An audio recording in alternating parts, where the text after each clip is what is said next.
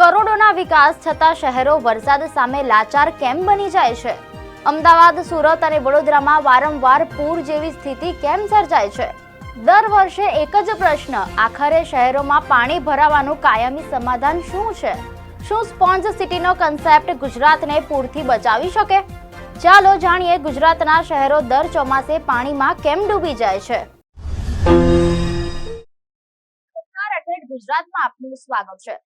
એક જ વરસાદ અને આખું શહેર થંભી જાય, રસ્તાઓ નદી બની જાય, ગાડીઓ પાણીમાં ગરકાવ થઈ જાય, ઘરોમાં પાણી ઘૂસી જાય અને લોકો પૂછે, શું દર વર્ષે આવું જ થવાનું? અમદાવાદ, સુરત, વડોદરા, રાજકોટ લગભગ દર ચોમાસે કોઈને કોઈ શહેરમાં જળબંબાકાર જેવી સ્થિતિ સર્જાય છે. પરંતુ સવાલ એ છે કે શું માત્ર ભારે વરસાદ જ આ માટે જવાબદાર છે કે પછી આપણા શહેરોના આયોજનમાં જ ક્યાંક મોટી ખામી છે? આજે આપણે સમજવાનો પ્રયાસ કરીશું કે ગુજરાતના શહેરો વારંવાર પૂરનો ભોગ કેમ બને છે અને શું આ સમસ્યાનો કોઈ કાયમી ઉકેલ છે. શુક્રવારે ભારે વરસાદના કારણે અમદાવાદના પોસ્ટ વિસ્તાર ગણાતા બોપલ અને ઘુમામાં લોકોના ઘરોમાં પાણી ઘૂસી ગયા અને રસ્તાઓ જાણે નદીઓ બની ગયા. માત્ર 24 કલાકમાં અહીં 20 ઇંચથી વધુ વરસાદ નોંધાયો. થોડા દિવસ પહેલા સુરતમાં પણ અનેક વિસ્તારોમાં ઘરો અને દુકાનોમાં પાણી ઘૂસી ગયા. 2024માં વડોદરામાં વિશ્વામિત્રી નદીમાં આવેલા પૂરે ભારે તારાજી સર્જી હતી, જ્યારે કચ્છના માંડવી શહેરમાં પણ પૂરનું પાણી લગભગ એક અઠવાડિયા સુધી ઓસર્યું ન હતું. તાજેતરના વર્ષોમાં લગભગ દર ચોમાસે ગુજરાતના કોઈક ને કોઈક શહેરમાં આવી જ સ્થિતિ જોવા મળે છે. સવાલ એ છે કે આખરે આ સ્થિતિનું સાચું કારણ શું છે? મીડિયા અહેવાલો અનુસાર અમદાવાદ મ્યુનિસિપલ કોર્પોરેશનના કમિશનર બંછાનિધિ પાણીએ જણાવ્યું હતું કે બોપલમાં એક જ દિવસમાં 20 ઇંચથી વધુ વરસાદ પડવો અત્યંત અસામાન્ય ઘટના હતી.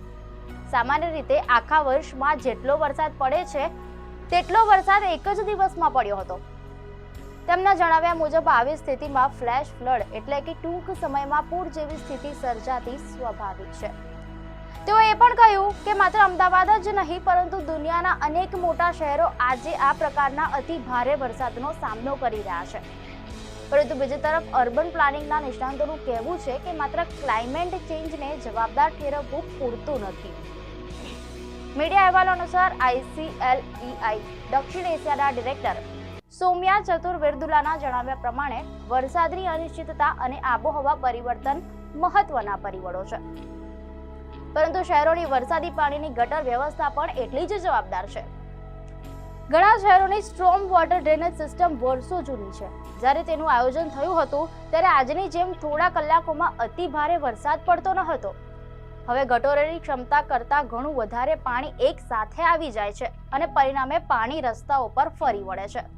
મીડિયા અહેવાલ અનુસાર CEPT યુનિવર્સિટીના પ્રોફેસર જિગ્નેશ મહેતાએ જણાવ્યું હતું કે ફ્લેશ ફ્લડ થવી એક વાત છે, પરંતુ આખા વિસ્તારોમાં ઘરોમાં પાણી ઘૂસી જવું સામાન્ય કહી શકાય નહીં. તેઓ કહે છે કે જો નગર આયોજન યોગ્ય ન હોય, જમીનના કુદરતી ઢાળનો અભ્યાસ ન કરવામાં આવે અને પાણીના કુદરતી વહેણો બંધ કરી દેવામાં આવે તો શહેરો વારંવાર આવી સ્થિતિનો સામનો કરશે જ. વાસ્તવમાં શહેરોના વિકાસ સાથે અનેક તળાવો પુરાઈ ગયા, વરસાદી નાળાઓ પર દબાણો થયા અને ખુલ્લી જમીનો કોન્ક્રીટમાં ફેરવાઈ ગઈ. જ્યાં પહેલા વરસાદનું પાણી જમીનમાં ઉતરી જતું હતું ત્યાં આજે પાણી માટે કોઈ રસ્તો બચ્યો નથી. પરિણામે થોડા કલાકોમાં જ પાણી રસ્તાઓ પર ભરાઈ જાય છે અને પછી ઘરોમાં પણ ઘૂસી જાય છે. આ જ કારણ છે કે ભારે વરસાદ હવે માત્ર કુદરતી ઘટના નથી રહ્યો, પરંતુ શહેરી વ્યવસ્થાપનની પણ કસોટી બની ગયો છે.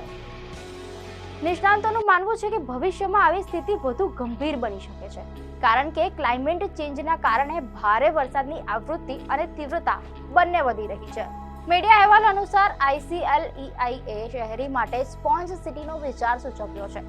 જેમ સ્પોન્જ પાણી શોષી લે છે તેમ શહેરોમાં બગીચા, ખુલ્લી જગ્યાઓ, તળાવો અને કુદરતી પાણીના માર્ગોને એવી રીતે વિકસાવવામાં આવે કે વરસાદનું પાણી સીધું ગટરમાં જવાના બદલે જમીનમાં ઉતરી જાય. સુરતમાં આ દિશામાં કેટલાક પ્રયોગો પણ થઈ રહ્યા હોવાનું જણાવવામાં આવ્યું છે. અમદાવાદ મહાનગરપાલિકા પણ શહેરને વધુ સક્ષમ બનાવવા માટે વિવિધ પગલાં લઈ રહી છે. મીડિયા અહેવાલો અનુસાર ભારે વરસાદની આગાહી મળતા જ વાસણા બેરેજના દરવાજા ખોલી દેવામાં આવ્યા હતા કે જેથી સાબરમતી નદી વધુ પાણી વહન કરી શકે. ઉપરાંત શહેરમાં વેસ્ટર્ન ટ્રંક લાઇન જેવી મોટી વરસાદી ગટર લાઇન વિકસાવવામાં આવી રહી છે. અમદાવાદના અનેક તળાવોનું પરસ્પર જોડાણ પણ કરવામાં આવી રહ્યું છે. કે જેથી વધારાનું પાણી એક સ્થળેથી બીજા સ્થળે ખસેડી શકાય.